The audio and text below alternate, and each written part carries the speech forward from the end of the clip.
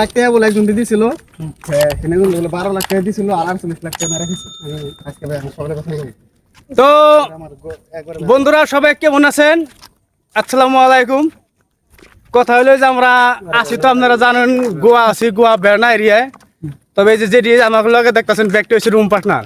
ব্যক্তি বলার আছে সানডে কিলোমিটার ঘুরে গিয়ে রাহি গে, বেশি তো ঘুরে ঘুরে রাহি না। তো কথা হয়েছে বেড়না এরিয়ার মধ্যে সবথেকে একটা উঁচা জায়গা হয়েছে, আমরা সবাই চিনি ট্যাঙ্কির বার, পানির ট্যাঙ্কি বলে কই। আর সেই পানির ট্যাঙ্কির জায়গাটা পুরাই পাইছি আমরা। আর ওষুধে বহুত সিনেমার দানো শ্যুট হয়েছে, ওষুধে যাইবার নিছি। এই যে এখন বর্তমানে আমরা উপরে উঠতে পারছি, বহুত ঢাল তার মানে ওই যে রাস্তাটা, এই যে যাইবার নিছি।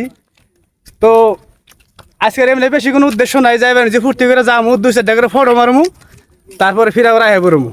তবে যাই নই, যাওয়ার পর 2-4টা ফটো মারমু, পরে আর অনেক ভিউটা আপনি ভালো করে দেখিয়ে দিবনি। বন্ধুরা যে গোয়া বেড়না এরিয়ার যে যারা পানির ট্যাঙ্কি জায়গা বলে কয়, যে আমরা সবাই জানি পানির ট্যাঙ্কি, আর এই জায়গায় সব পোলা হতে জানে ঘুরবার ফুরবার আহে। এই যে হয়েছে সেই জায়গা, একবার সবচেয়ে উঁচা জায়গা হয়েছে এটা। এই যে আর এই জায়গাটার মধ্যে আগে 2-4 বছর আগে বহুত বাইক রেসিং হয়েছে। বাইক রেসিং মানে এমন রেসিং, তার মানে একদম সার্কাসে যেরকম দেখতে পারবেন সেই রকম বাইক রেসিং হয়েছে, তার মানে অসাধারণ রূপে। কিন্তু কি 2-একটা ড্রাইভার তার অ্যাক্সিডেন্টে মারা যান, এখন আর বাইক রেসিংটা হয় না। তবে এই জায়গাটা দেখে আপনাদের কেমন লাগলো? যদি ভালো লাগছে ভালো কমেন্ট করবেন, আর যদি খারাপ লাগছে তাহলে খারাপ কমেন্ট আর করা লাগবে না। তো আমার মতো তো বহুত ভালো লাগছে জায়গাটার পিছনে দেখুন কিরকম ভিউ দেখা গেছে।